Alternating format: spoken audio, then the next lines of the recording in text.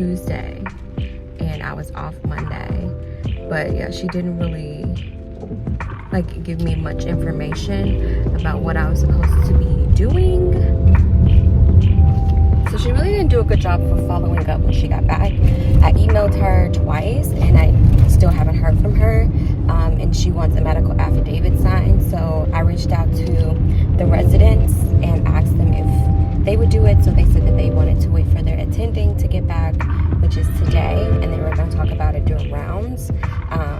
So I sent her an email and I was like, I would suggest that you continue to move forward with the process, because I'm not sure if the team will give you a medical affidavit. And she said that regardless, she was going to still pursue custody. So I'm just like wondering what the heck is going on, because I work from home on Fridays typically, and I don't want to have to come into the office and do any extra work. So that's what's going on today. So I just want to get that stuff figured out as soon as possible, so that I can kind of like have a more chill Friday. So I'll take you guys along for the day and give you updates when I can. And that's really why I want to go in, is to see if I need this medical affidavit signed. So I could technically have worked from home, but we also have a crazy day filled with patients, so I'm trying to help out my coworker so she's not too overwhelmed.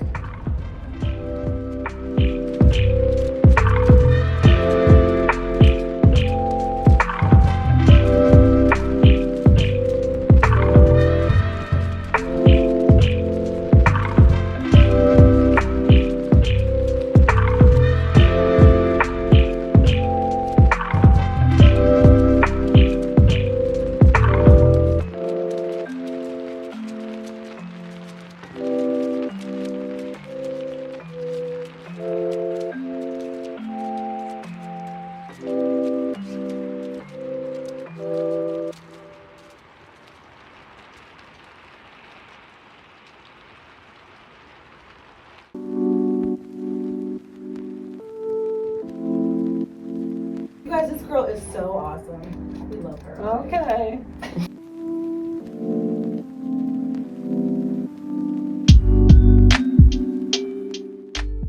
I can't find her when I type in her name, unless I spelled it wrong, but her MIN also doesn't come up. Right. I think she's on the first one though, if my memory Now that I got to see her and see the excitement in her face. doesn't betray me. So I actually met up with a few patients on this day. We weren't super chaotic. We had a pretty steady day, a pretty steady flow of patients coming in, and we were getting them in and out as quickly as possible. And I love working with one of our doctors the most. She is just amazing, and she likes to have fun, and she likes to keep things lighthearted. And I just love the way that she respects everybody in the clinic. And yeah, so it just makes it easier going in an extra day when I don't have to, because I get to see her and talk to her and check in with my doctor, which I love, and our patients love her too. And we don't really get a lot of time with her because she's over at the hospital delivering a lot, so I'm grateful that I got some time to spend with her.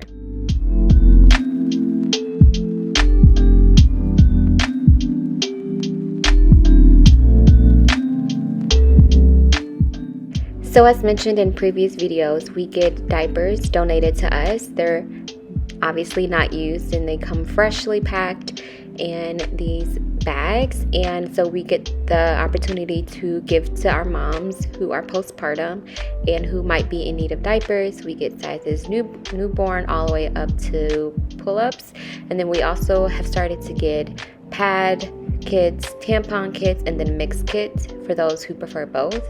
And I was just preparing this for one of my patients who asked for diapers, and I actually gave her the wrong size, so you'll see me run back in and swap out the 3s for the 4s. And yeah, I fill out a form saying that I gave her the diapers, and that's pretty much it. She doesn't have to pay for anything. She just comes in, asks for diapers, and that's totally fine and okay.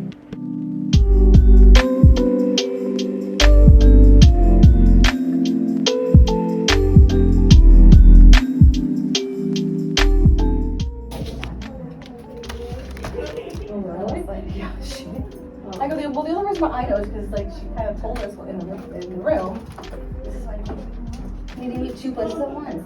Well, did she put it on the? I don't know if she did. I don't know if she did. She did? I don't know. Oh. 'Cause, I don't know. So I'm gonna move this to downstairs again. Oh, hey, we need to do contracts on that new girl. Oh, we do? And then, what else? So she needs funding. She's gonna need funding. And unemployment funding. If we prescribe to her, because she actually is not taking that much and she has a surplus, so she probably doesn't need Suboxone. Let me go ask Amy. So as you guys heard, one of our nurses was explaining to myself and another social worker that one of our patients or two of our patients might need funding. And what does this mean? So we have a grant that we get money from, and they put that towards medication. So when our patients are in between insurances, maybe they have applied for Medicaid, the pregnancy Medicaid, and they have not been approved yet, or maybe they were just recently dropped from their Medicaid or their insurance, we help with paying for their medication. So that could be an inhaler, that could be creams, that could be their MAT, their Suboxone Subutex, that can be for, mood stabilizers. So we do our best to make sure that they can get their medication, their prenatal vitamins and things like that. Sometimes aren't necessarily covered because those are, cheaper and you can get those easily at Walgreens or Walmart, but we do have funding to help out moms who are in need of some medication and don't necessarily have it. You have to qualify for it though. So you have to be in between insurances, and or you have to have been able to apply to Medicaid and just waiting on your status. Okay guys, something fun that we do is we have popcorn day some days. So today's a popcorn day because we're busy, but we still have a little bit of time to make some popcorn. And I'll show you the popcorn maker. So we're gonna have popcorn, and we have all of our custom tops with our names on them, and then the toppings. Can't go without the toppings, so that's what we're doing now.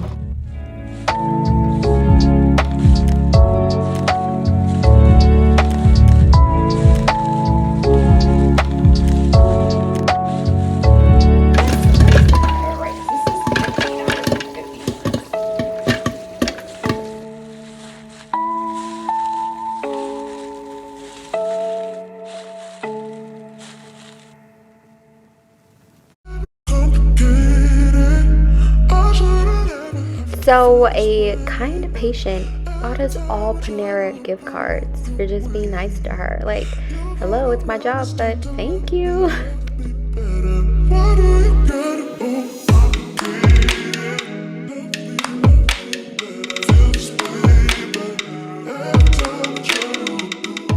So this is where my work bestie sits. They will be adding a desk over here in this area where this chair is, where I'm pointing at. It's supposed to be where my desk is going to be, so we'll be sharing this tiny little office, but we both are super excited to share a space together, and this will really allow us to kind of focus when we need to. And I'll still have the desk in the common work area where I normally sit, and I'll be able to go back and forth between the two.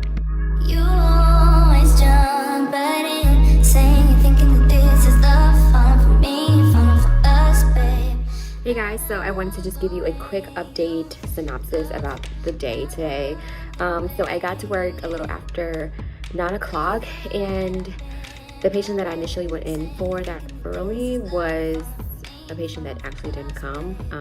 The person who was supposed to take her to an appointment forgot about it. So we had to reschedule her, and then the rest of the day was pretty steady. I wouldn't say that it was overwhelming or that it was super chaotic, but that it was a steady day, that we had a good amount of patients that actually showed up to their appointments, that it wasn't chaotic, I think is the best way to say it, because the last few days have been super chaotic at the clinic. I initially went in there for the main purpose of discharging my patient, one of my babies, and that didn't happen. The mom's not doing what she's supposed to do, or even if she did, Children's Division can't verify that she did because they haven't gotten a follow-up from the place that she was supposed to connect for treatment. and I tried to assist in the process, but I have not heard back from that Children's Division worker.